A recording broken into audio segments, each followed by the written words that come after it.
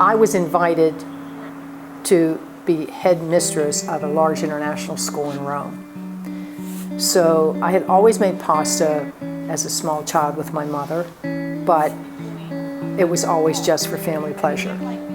So living in Rome for as many years as we were living there gave me the opportunity to go to a variety of Italian cooking classes where I honed the skill of making pasta.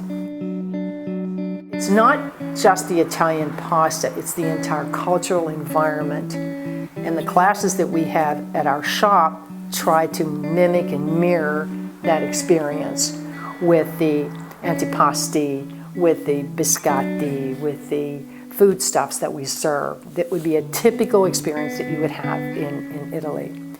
But while I was, as administrator of a school, Jim was the back support of our life there, learning about the culture, learning about the people, learning about how things work. So I think he can share that better than I. And as far as what led us eventually to get into this shop that we're in right now, actually get into making pastas, while Yvonne was working at school, she was head of the school there, I would, part of my time that I spent was taking care of the apartment, and basically every month there would be a man that would come into the neighborhood, and he would come in with his bicycle, and he had the wheel on his bicycle for sharpening knives. And then, you know, in about an hour he'd be back. So Yvonne had very good knives. She has very good equipment here. And I would take the knives down and he would sharpen them, and they were always just really, really sharp as razors. And when we came back to the States, Yvonne found herself that she couldn't find a knife sharpener. So one day by accident we were in part of the city which is basically Italian.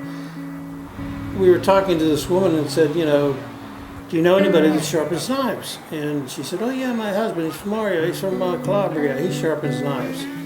So Yvonne gave her the knives, Mario sharpened them, and they were like razor blades. Well, Yvonne wanted to pay Mario for sharpening the knives. He wouldn't take any money. No, he said.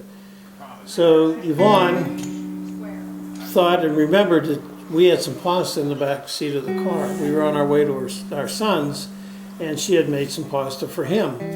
So she went out to the car, brought the bag, it was in a Ziploc bag, gave it to Mario, and lo and behold, about a week, 10 days later, he calls her and he says, lady, why don't you sell this pasta? It's the best I ever had in my life.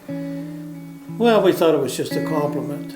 Well, it didn't stop there. He kept calling her, and that's how it began. So we got and put things together, and we started to bag it, and there was a butcher shop over in Bloomfield that was interested in selling it, so we started there, and that's how we began in a little butcher shop in Bloomfield. And then, of course, we had to make it in a certified kitchen in the Strip District, which we did. And then I had to go to become certified as a food handler for Allegheny County. And then one of our customers said the shop would be available for rent. So then Allegheny County had to come out and approve and certify all of our equipment. And that's how we really got into business of making and selling pasta and having pasta classes. And then the customers really enjoy the olive oil and the balsamic vinegars that we sell that are a natural complement to the pasta. So that's how it evolved. It was very serendipitous. It was not planned. It was very organic. It grew and became a lot of fun, and we really enjoy it. A great joy for me. I was reluctant to teach children how to make pasta because we use pizza cutters that have a blade on them. We use the manual cutters that have sharp edges. So I only take children that are 10 and older. So I was nervous about one of the first students I ever had. Well, the woman asked if I would take her daughter alone. And I said, oh, I'd be delighted to do it. Well, I didn't know that the daughter was special needs.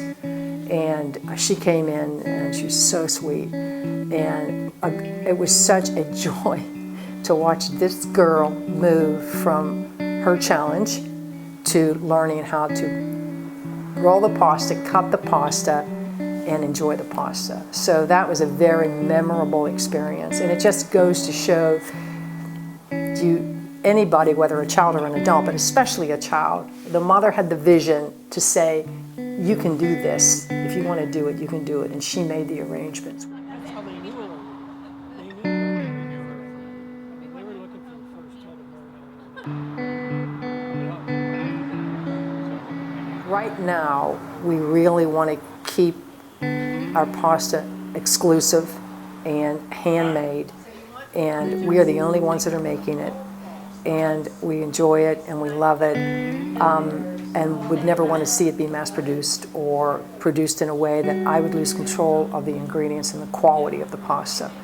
So the question remains unanswered for the future, but for right now, I can't envision having somebody else make this pasta. We work well as a team, and to be able to break up the team, I'm not sure we want to do that right now, to go any further.